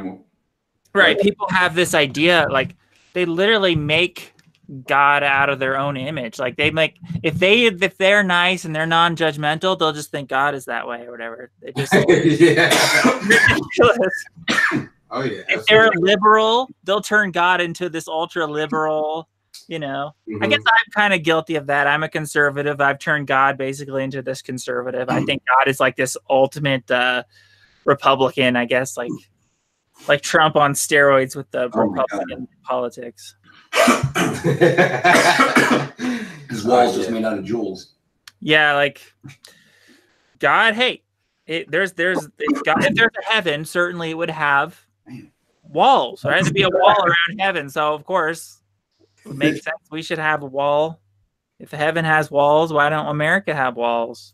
That's a good argument. That's cool. Yeah, we should pay for our own walls. That's. I mean, I'm not much into politics. I really don't mind. I'll argue anything, but because I just want to gain understanding. So that's why I'm willing to argue anything for the most part. And but yeah, my position, I would just. I mean, yeah, you don't make someone else pay for what you want happening. And so I would just say we pay for the wall, and if we want it, then that's what happens. So yeah. And it really is such a non-issue, really, when you think about it. I mean, it's just that I'm political, but I'm not. I don't play party politics. I mean, you could probably say I'm centric. What I mean, but I think the political spectrum is a big grid. It's not a linear grid. There's two axes anyway. So I don't know where I would fall on that, but long story short, I think we do need a wall. It just makes a lot of sense. I mean, it does make it a lot easier to protect our borders. I mean, if things are going to be getting crazier we definitely want to do that, but I don't think we should do it on a contingency basis. We shouldn't look at Mexicans and say, okay, we're trying to keep Mexicans out. We should put a wall around everywhere. You know, I mean, if we're going to go this route of security, then we should start thinking about that on all borders, including all of our water borders. You know. Yeah, I think like borders and like strong borders, like every nation needs strong borders. It's just like, duh, right? Gotta have. That's as long as we keep perpetuating this model of borders. You know, I mean, even then, it's really such an. It only matters when it comes to economy. You know what I mean? That's the only reason why we have borders. If we didn't really have things like economy and deficits between countries, currencies, and stuff like that, the borders themselves really wouldn't matter as much as maybe a little bit of the laws, you know, because you can walk around nude in one country and maybe not in another country, you know. That kind of stuff would matter. But again, it's still just based on geographical location. If you're in this area, then these are the laws you abide by. And if you're in this area, these are the laws you abide by. I mean, then walls aren't going to change that. You know, at the same time, I mean, borders themselves, whether you're in this part of the world or this part of the world, you're still in that part of the world, whether you're calling it the USA or you're calling it Canada, you know. So I'm kind of on the fence when it comes to borders itself, but if we're going to have borders, we do need to protect those borders. So it's like I see the logic in both sides. And I'm scared if we you got to have borders if you have a welfare state. Because if you have a welfare state and you don't have borders, then everyone just comes in and like freeloads off your government, and it's crazy, right? So yeah, absolutely, yeah, that's true. I thought of a law you guys might not be keeping. That is the side hairs. You guys cut your side hairs, okay? You guys do it. No, I actually need to look into that because the Jews got it right. I have not been cutting my side hairs. Because, seriously, you know what they say about the side hairs? What? They're like your antenna to connect with God. That's what the Jews have. Oh, yeah, yeah. They give you a special connection with spiritual higher wisdom. That's why you have long hair? I have long hair because I'm always doing things precautiously. So I'm like, well, what if the hair has a purpose? Like, I don't know. That's good. You know what I mean, like, it could have a secret to it. The secret of the hair. And like, what is this mystery? Why humans grow this long hair on the top of their head? What is this? Why should I just assume that it's okay to cut? Like, what if it's an organ? You know, what if it's like an external nerve? I've heard different things. Okay, like it could be an external nervous system. It picks up certain energies or whatever. It's, you know, it gets weird. As far as the Bible goes, what I've heard and I have not yet dug into. Right now, I believe him only because of, again, a pattern that I see with him. Is that that was only for the Levites or something, like there was something to it, but again, we don't know who the Levites are, so even if we wanted to follow that law, you don't know who you are, and so it doesn't necessarily apply to you. So when it comes to following the Torah, basically we could just look to the Jews, right? Because they're the most like observant people of the Torah, and they just like obey all these laws, like the very religious ones. The very issues that Christians have, you know, where they've perverted the Torah to fit their. Yes, they have the Talmud. I mean, but I don't know too much about the Jewish religion as their whole Judaism, but I do know about the Old Testament and how the history of the Israelites and how that is 100% the same story as of Christ, because Christianity is not a new religion, and that's why Jesus said, if you believed Moses, you would accept me because he spoke of me, and because that's what it was about. They were all waiting for their Messiah, and the problem is these people were looking for the guy who was going to come and destroy their enemies, and they forgot about the Messiah's role in dying for the sins of the people and coming and bringing the kingdom, which the kingdom of heaven is always intertwined with the gospel and with healing and miracles, because that's what it's about. It's about living in a perfect state. And lose my train of thought again. But so let's see. I hate when that happens. It's okay. I have some fun hypothetical questions I want to ask you guys. Go ahead. So let's say science developed the cure for aging, like tomorrow. All right, and they had pills, like these dishing out these pills, but like hypothetically, you know, the pills are safe. There's nothing weird with the pills, but they stop your aging process. They allow you to not die physically from aging. You could still die from other causes, but you won't die from aging. Would you or would you not take the pill? I would. Because I still don't want to age. You know, yeah, aging sucks. Yeah, do it. See, awesome. So, but again, let's see when we talk about this eternal life. Even if we were in the physical realm, if we were at least living with good humans and not this garbage, you know, we're filled with a lot of corruption in our society. I don't want to deal with this forever. I would love to deal with a physical good universe or good earth, but I don't want to deal with this other stuff that our humanity is doing that is completely unnecessary. Wouldn't you be willing to? I'd be willing to put up with an awful lot in order to live forever. Like I'd probably be willing to put up with. I can't even think of anything I wouldn't be willing to put up with because, like, you'd live in a cage forever. No, that's kind of probably because at least you have your mind. At least you can think things. You know what I mean? I'd probably rather be a floating head in space than to just cease to exist. Because when you think things, it's like the same as doing it. Yeah. Well, you know, in your mind, not ethically speaking, but you get whatever sensations. Try to pull one on it. Nah. That's cool.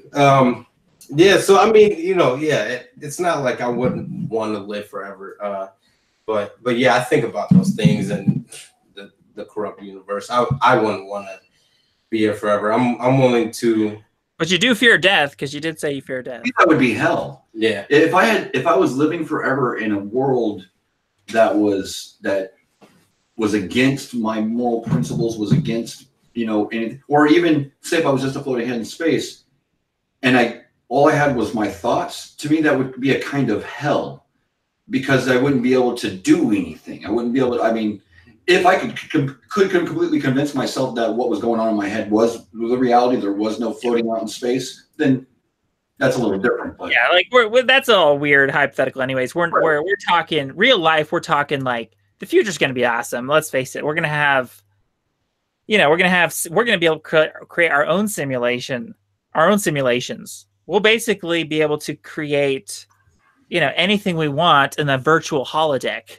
You know, just snap your fingers and anything you want. It's like Star Trek stuff. Like this is the future, and virtual reality. The video games we have now suck compared to what we're going to have in 10, 20, 30, and just extrapolate that out into like what's going to happen 1,000 years from now. If society doesn't destroy itself, we're going to have access to the most incredible, amazing things ever. We can't even fathom what we're going to have access to. Yeah. It's going to be fun. Also, I want to see it. I mean, and that to me also is where kind of answering if I wanted to live for everything. Let's assume that Jesus was coming. I would want to live forever so I could witness the coming of Christ. You know what I mean? So whether or not this form of living forever is the final form of living forever, I would still want to extend my life just for that purpose, because I think that would top any form of entertainment I could ever see on television or anything like that. I mean, the way the Bible describes the way Christ comes, it's epic. It's truly epic. I mean, and not just the marvel of it, but also it would be that, and this is probably where maybe the lack of my faith science too is a little bit, is that I would be able to get that piece of confirmation that yes, truly there is a Christ, you know, and I witnessed it with these eyes, not in an afterlife and they've already done, you know what I mean? So there is that kind of desire, you know what I mean? So I think that's a worthy goal, in my opinion. Do you think that, like I kind of believe that people do know that there's a God for the most part, and they reject the truth in unrighteousness. Yeah, honestly, yeah, I think that there's definitely truth to that. I mean, people, they, like I was saying before, like there's a lot of atheists who don't want there to be they're happy there's not a God. So why would they be happy there's not a God? Maybe because they want to be able to do whatever they want. Right. They want to live by the only law that they want to live by, which is do what thou wilt. They want to just yeah, exactly. I definitely think that's part of it for sure. And then, but the eternal life thing. Do you think that we have like that in us, like we do act like as humans that we, as far as I remember, or not remember, I wasn't there, but as far as I can account for, there's no atheist movements back in the history. For the most part, it was a lot of religion, different religions, but there's always some type of worship or God. So are we like prone to want eternal life?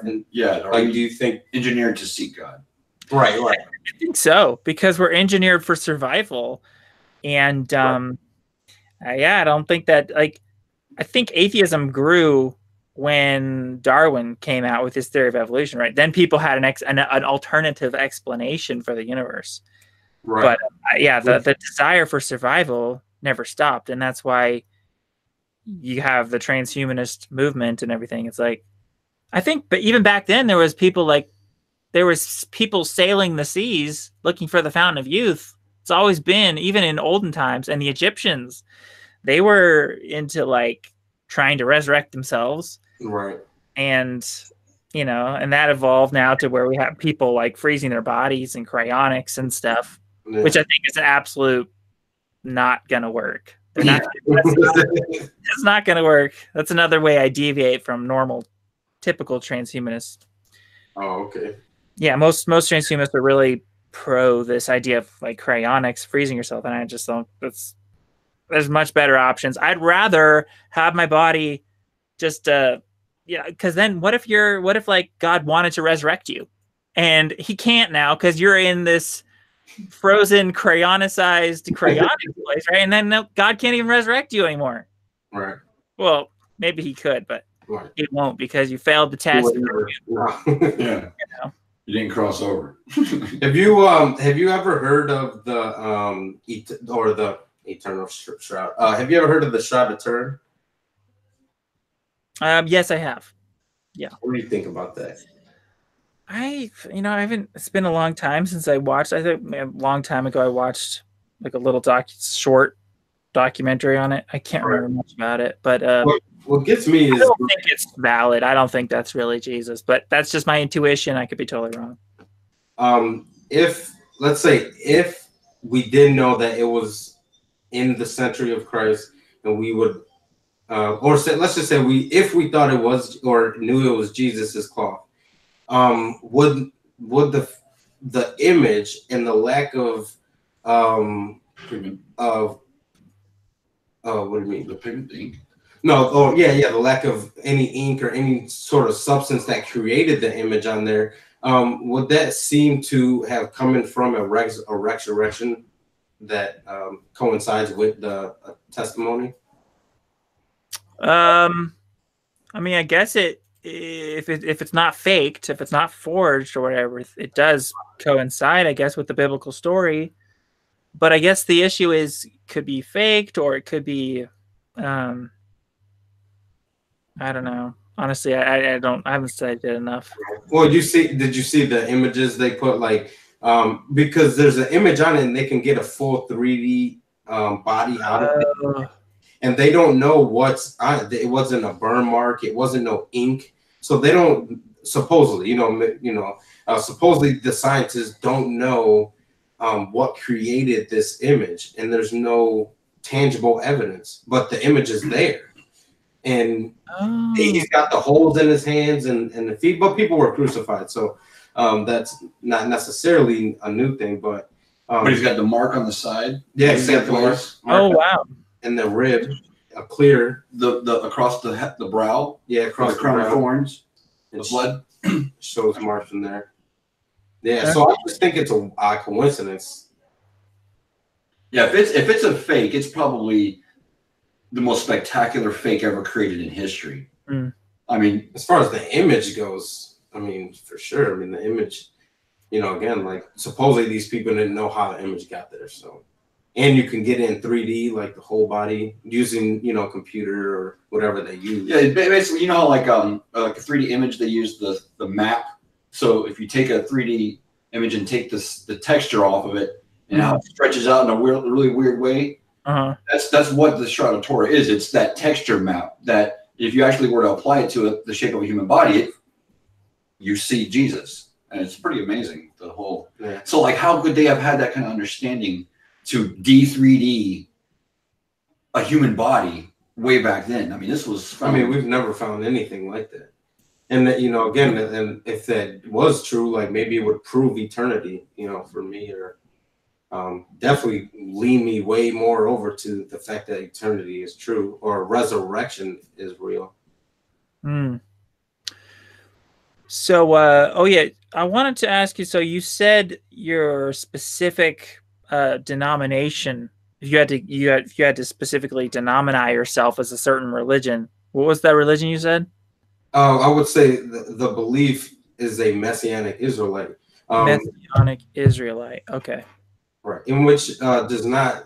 It's not about being a physical Israelite. It's about being a spiritual Israelite or Israel. And everybody's called to be spiritual Israel. And you're all called to believe and follow the Messiah. So we all technically should be Messianic Israelites. Well, I found, like, you know, many points of agreement with both you guys as far as, you know, I love the whole idea about your focus on works. You know, you attach belief as an also thing that is required.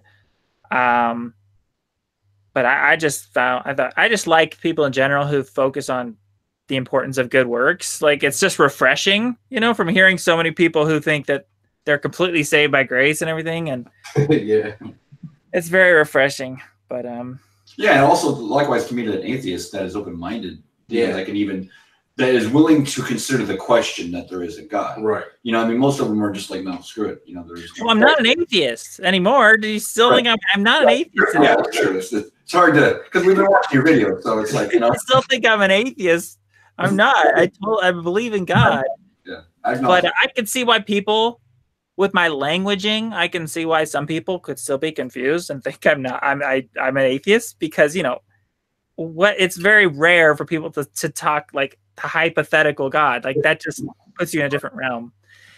Because it's weird. It's like flipped. So most theists, most people who believe in God, are Gnostic theists. So they'll say they know for sure there's a God, whereas I'm a rarity in the theistic world, because I'm a theist. I believe in God, but I just don't know for sure at all. I don't have any certainty that there's a God. I have the belief part, but the knowledge part, the certainty part, is just gone. I don't have any of that. If we put the certainty on a scale from 1 to 100, you really think that you have 0? I don't know if certainty. Oh no. If you were to phrase it like that, no, I can't say I have 0. Right, yeah, okay.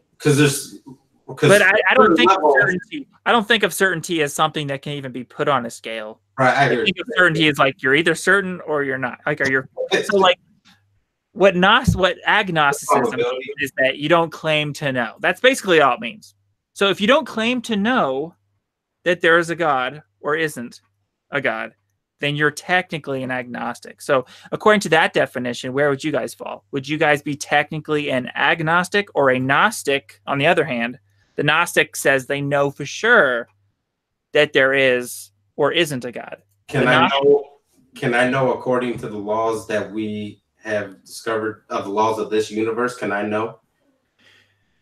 According to just according to everything you have in your brain, do you claim to know if there is or isn't a God? If you make the claim to know, then you are technically a Gnostic, meaning you're making that claim. You know, the agnostic just says they don't know. It's the really only difference between the Gnostic and the agnostic is about the claim of knowledge, the claim of knowing.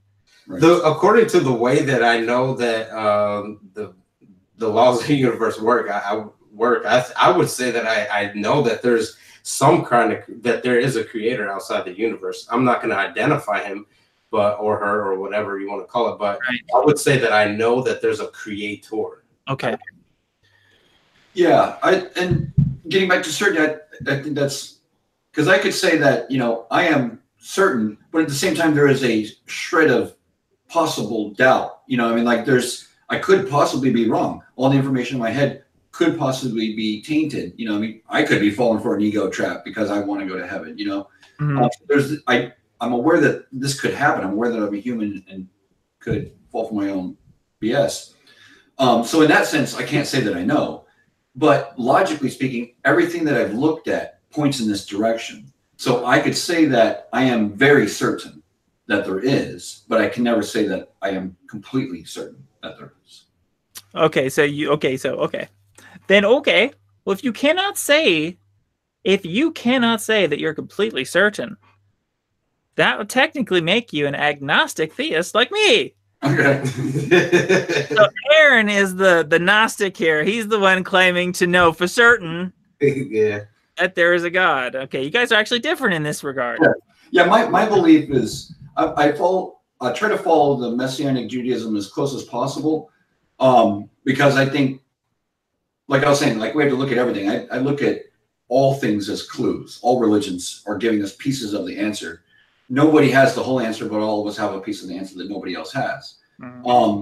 And so if we just look at only Christianity, then we're going to be missing a big piece of the picture. Just like, because if we don't look at science, then we're missing a big part of this wonder. You know, it's like what Bruce Lee talked about when he pointed to the moon. Don't look at the finger, or you'll miss all that heavenly glory. You know, I mean, there's a lot more going on here besides just that, you know, and that's what the Bible is. The Bible is just the finger. You know, same thing, these other religions are just the finger pointing. You know, I mean, if we're stuck on that finger, then we're going to miss a lot. I disagree. So like Spinozism is probably closest to I wouldn't call it my core belief, but it definitely wraps everything else up better to me than just Christianity all by itself. So this has been a great conversation. I think we should probably wrap this up, because if this video is too long, no one's going to watch it. Right. Yeah, no, for sure. So let's just leave it with the final note that you guys are pretty cool. You as well, man. Get that on the table, and I think we found a lot of common ground here. Yeah, for sure. But you guys should stop cutting your side hair. Okay. If you're gonna call yourself, if you're gonna have Jew in the title of your religious description, okay, you cannot cut your side hair. This is blasphemy. We have to stop. We gotta be proven that. We gotta be proven that it applies to us. Remember, right? Yeah. So we're gonna have to have another conversation, and I want to see some side hair growth. If we get some curls. Just kidding. No curls. Are you able to grow yours out? I get the wig. Yeah. I have my side hairs. I don't cut them. Oh no, I thought you were talking about the facial hair. Oh no. This, you can cut this. This part is not the rule. The rule is just right here. Okay. Oh. Well, that's why the Jews, they have the curl. You can see Jews with completely like almost shaven heads or whatever, but they still have the curls, the side hair right here. Oh, okay, I got you. It's the side hair that's really important. That's the part. This is our connection, man. This is the wires. This is the antennas. Okay. That's why insects have antennas. Right. This is our spiritual antenna, man. You can't cut it. Got you. All right. Well, I plan on growing mine out. So. Yeah, and like seriously, like the side hairs, maybe that's the way that the hypothetical God would give us special secret information that could help us live forever physically and live forever. You know, it could be part of it. If I'm right and everything's physical, and that you know, that God would really, like, the saved are really the people who don't die. Like, that's basically, I know, and that's totally abnormal from what most people believe, but I think, like, to get saved, the saved is just not dying, and dying is the failure. But, you know, I could be wrong. Maybe there's a spiritual whatever. I think, like, the people who get resurrected, Like if there's a resurrection of certain people within a certain time span before their body rots away or whatever, I think maybe there's a possible resurrection, but you have to be deemed worthy of that. Like, what do you think about that? What do you think about the resurrection of the dead? Before we close this conversation, what do you think about that? Is that possible? Jesus is the clue that it could be possible, right? And that's what's so cool. Yeah. As far as people actually doing that in today's age, I'm very skeptical of miracles and all that stuff. I want to believe that they are happening and people do get healed. But yeah, definitely skeptical of that stuff. Oh, right. I think like 99% of that stuff is like all charlatanism and just crap. Yeah, I'm talking about the real deal. Like if there's a God could maybe do that. Oh yeah, all day. Crossing your fingers. Leg, like, oh, he made my arm grow. Yeah. Yeah. Well, I mean, if God created the universe, then I guess he could do if he spoke it into existence or whatever Big Bang. I mean, it's even the Big Bang. It still seems like just something boom, spontaneously just came out of nowhere. So if you could do that, make that happen, then hopefully you can put this little piece of dirt back together. Right. I just have another question before we end it. What do you guys think of the mark of the beast? Because we have a transhumanist audience here. A lot of these people are probably going to fall for the mark of the beast. They're going to get like implanted chips in their brain. What do you guys think what is the mark of the beast according to you? The mark of the beast is not, if they come out with chips, that's not the mark of the beast. In my opinion, I think, or as far as what I've learned, the mark of the beast is more so a choice to follow Satan. I believe that Satan will no longer want to be worshipped falsely, like with these idols. At some point in time, he's going to come out and demand real worship to him. And that's the mark, because the mark of God was following God's laws and statutes. That was his mark. And likewise, the mark of a unbeliever is someone who doesn't follow God and follows the Satan. So if you take his mark, you're following his ideology, and therefore he may give you a physical mark. That might be part of it, but more so you choose to worship the beast, and you're going to go to hell for that. Or anything. I see. That's an interesting interpretation. Yeah. Cool. I know a lot of people are hung up on like the chip and the yeah. Oh yeah. And I was skeptical about that. I mean, I would still be skeptical of that. Like I do think that that's crazy. Do you guys get vaccinated? Do you guys get vaccines? The vaccines are like iffy for me. I get them, or I don't get them, but I've given them to my child. I've had them, but I think it's about questioning. I wouldn't say vaccines are black and white, good or bad. We gotta ask more questions to our doctors. Yeah, I don't trust the doctors. I don't trust these people, and I think that these vaccines. I've heard some people give certain interpretations that maybe these like vaccines, it's just dangerous stuff. Like they have mercury in them. They have aluminum. I mean, they don't really have those things. They have things that are similar. And the mercury thing it's I forget the name of it. A long time ago, that is what they used. But then they realized, holy crap, mercury is causing problems. We need to change the formula. They changed it to something else. But people are still perpetuating this old myth. The same thing with like the 10% of your brain myth. I mean, people are constantly telling these stories, and they come up in new blogs, and somebody has a study that kind of points in that direction. But that's one study against maybe 100 or a dozen or whatever other studies that are saying. But there's always going to be adverse cases of things. There are going to be people that react bad to something. Just like, I mean, like, you could walk into somebody's house and have no problem, but your friend could be coming in right behind you, and because this person has cats, all of a sudden they're freaking out. I mean, their histamine levels start going nuts. Their body starts reacting in a way that's not like your body reacts. So does it mean that the cat is bad?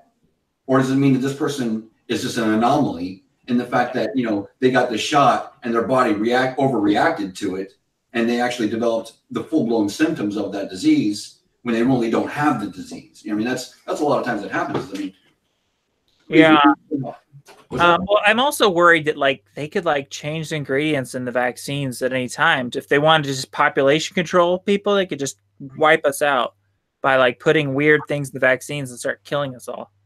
Yeah, that's I think where Aaron was talking about. Oh, We yeah. need to be asking more questions. I'm such a conspiracy person. You are? I'm very conspiratorial. Oh yeah, I would not discount this conspiracies. I'm not gonna, because I would agree. They might be doing something like that. Happened. We have record of how they tampered with vaccines and stuff like that. Like Yeah.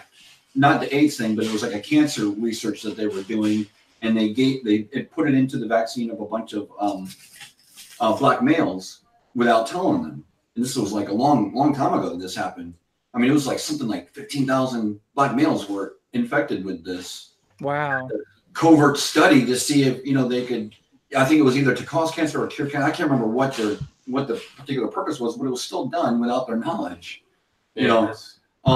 So in that sense, I mean, we need a lot more oversight when it comes to things like this. We definitely not should be taking anything, no matter what it is, blindly. We should question every single thing. So I think the criticism and the conspiracy type of talk about this thing is a good thing. It's productive in the sense that it's making people more aware of what they're putting into their body. Before it was just, okay, sure, it's what the doctor said, whatever. Yeah. And that's stupid, because there's more to it. I mean, even looking at Western medicine itself, I mean, Western medicine is really whack for the most part. I mean, especially when it comes to treatment of long-term things, it's more suited to acute things. Like you break your arm, you don't just put a bunch of herbs on it to heal it. You take some penicillin, you take some steroids, stuff like that to speed up the healing.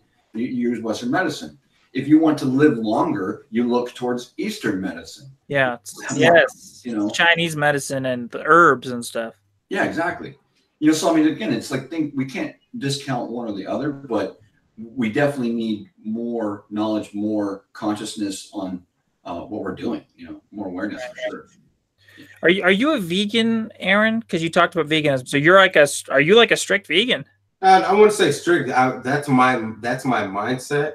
To be vegan, and I really don't crave meat at all. But if 2 months goes by and my girl wants to go get some meat, then I'm not gonna be like, oh no, we're vegan. You know what I mean? Or if I go and eat something and it's got butter in it, I'm not gonna be too anal about it. But I am always seeking to eat vegan food because I think that science proves the health benefits. That's what we should be eating for the most part.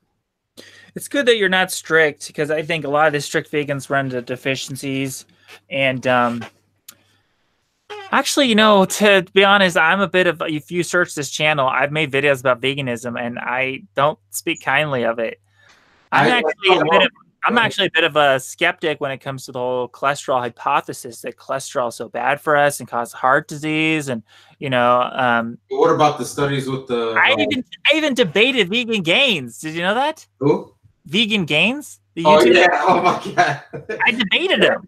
I have a debate on his channel. I thought I did pretty good. A lot of people in the comments would probably disagree, and they thought I lost, but I thought I did good. I was like, always picks the winner. So what's your argument? I was like, hey, my life is more important than the life of a fish.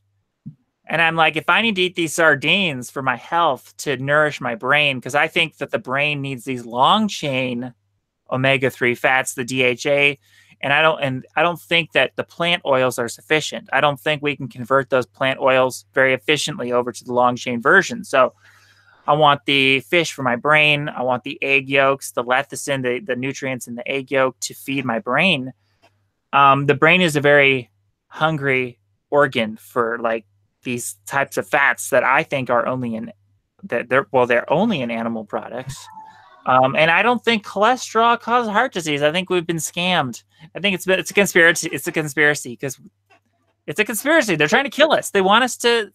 They want to eat a bunch of like vegetable oils and stuff. And this is what's killing us. It's the vegetable oils. It's the sugar.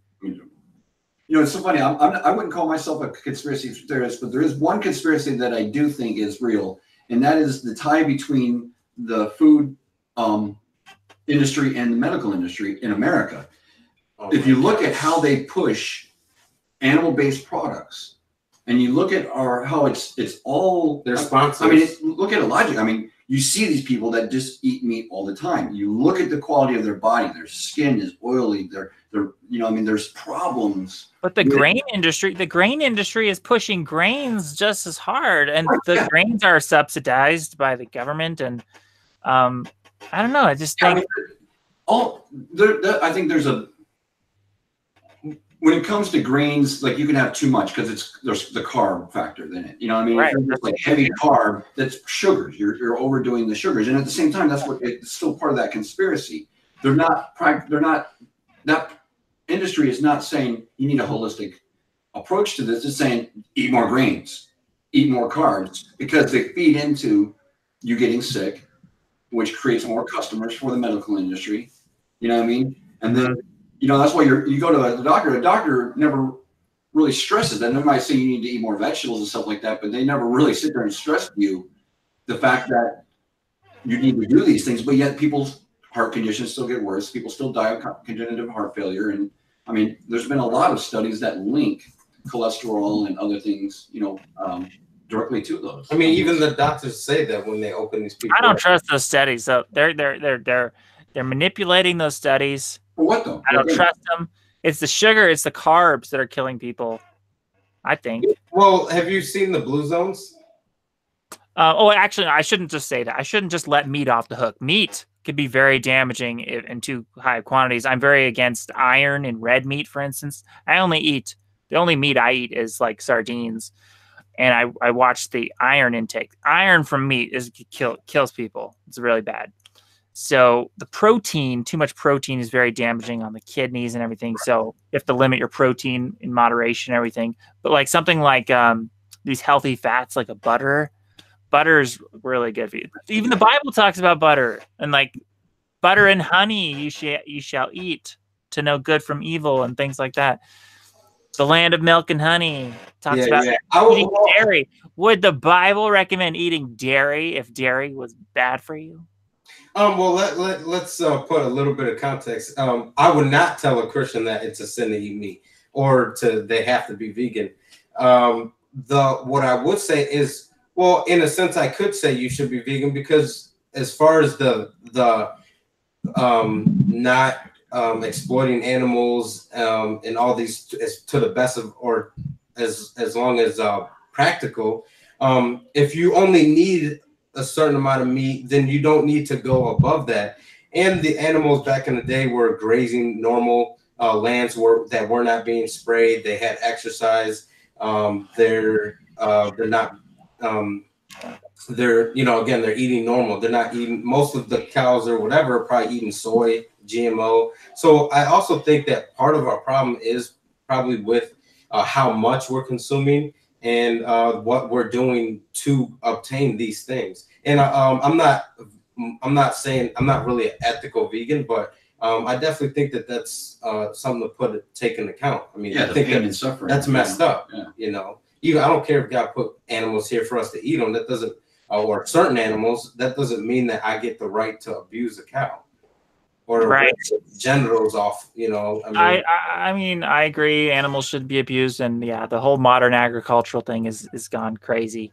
I get like raw milk. If I ever do drink milk, it's raw, and I try to really source my dairy very carefully. But yeah, but the whole vegan thing, like, what really drives me crazy about the vegans is like, okay, let's take Vegan Gains.